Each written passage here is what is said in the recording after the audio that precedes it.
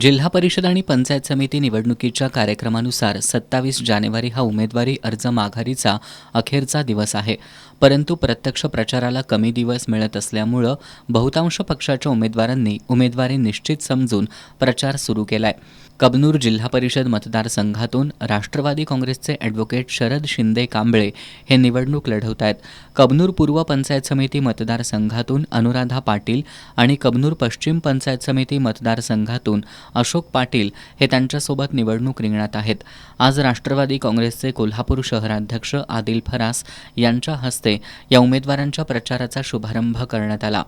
यावेळी आदिल फरास यांनी कबनूर परिसराचा सर्वांगीण विकास करत शेतकरी, कामगार, महिला आणि तरुणांच्या प्रश्नांची अग्रक्रमानं सोडवणूक करण्यासाठी राष्ट्रवादी काँग्रेस कटिबद्ध असल्याचं सांगितलं. यावेळी उमेदवारांसह मिलिंद कोले, बाळासाहेब देशमुख, श्रीधर देसाई, राष्ट्रवादी काँग्रेसचे पदाधिकारी, कार्यकर्ते आणि नागरिक उपस्थित होते.